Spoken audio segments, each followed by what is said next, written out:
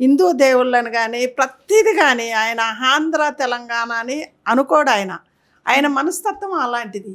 అందు గురించే నేను ఆయన అంటే అలా మాట్లాడతా. ఇప్పుడు చాలామంది ఇడికి రావద్దు అంటారు. ఓకే, ఆ రోజు మన తెలంగాణ ఆంధ్ర ఇడిపోయింది. ఇడిపోయినప్పుడు చాలామందిని ఆంధ్ర వాళ్ళని కేసీఆర్ గారు కొంతమందిని పంపించాడు. కొంతమందిని పంపించే బదులు అప్పుడే అందరినీ పంపించి మీరు ఈడ ఉండొద్దు, మాది తెలంగాణ మేము తెచ్చుకున్నాము అని అంటే వాళ్ళు అందరూ అక్కడ షిఫ్ట్ అయ్యేటోళ్ళే. అలా కాకుండా చాలామంది ఇక్కడే ఉన్నారు. అందులో మళ్ళీ పవన్ కళ్యాణ్ గారు మరి ఇప్పుడు ప్రతిది కూడా ఇప్పుడు ఆయన వరద బార్జ్ అప్పుడు చాలామంది మన తెలంగాణలో కూడా కొట్టకపోయినాయి.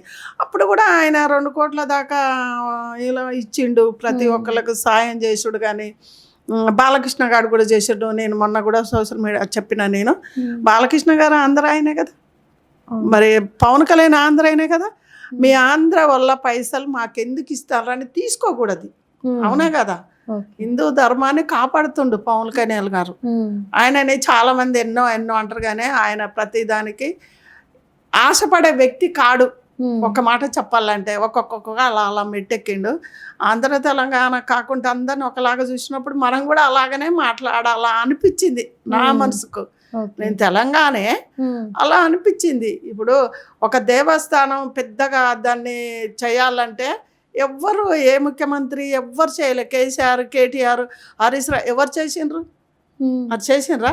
ఇలా ఆంజనేయుడిది కొండగట్టు 35 కోట్లు ఇలా రంగుచ్చి పెద్దగా దాన్ని చాలా బాగా చేయాలన్నారు.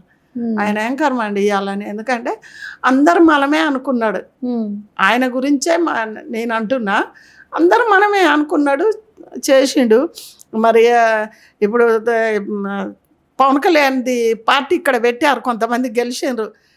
సాగర్ ఆయన ఒక ఆయన గోదావరిగానో ఏదో ఉంటుంది ఆయనది సీరియల్ ఉండేటైనా, ఆయన ఇంకొకళ్ళు పెట్టారు. పెట్టేటప్పుడు ఇక్కడ పవన్ కళ్యాణ్ది ఆ పార్టీ ఇక్కడ స్థాపియొద్దు, మీరు పెట్టకూడదు, మా ఆంధ్ర వాళ్ళకి హక్కు ఉంటుందని వీళ్ళు చెప్తే బాగుంటుంది.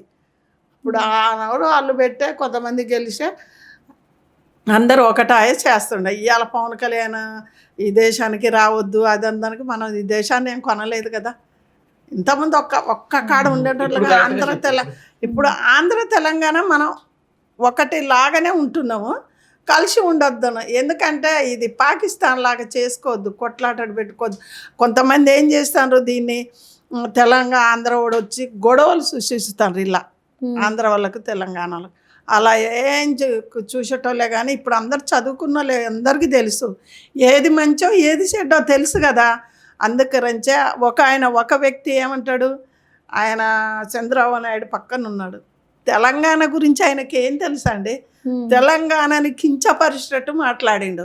ఆయన నిజంగా పెద్ద ఏజీ బుర్ర ఉన్నోడైతే తెలంగాణ పవిత్రత ఏంటో ఆయన తెలుసుకొని మాట్లాడితే బాగుంటుంది. మా అందరికైతే చాలా బాధ అనిపించింది. తెలంగాణ అంటే ఏంటి?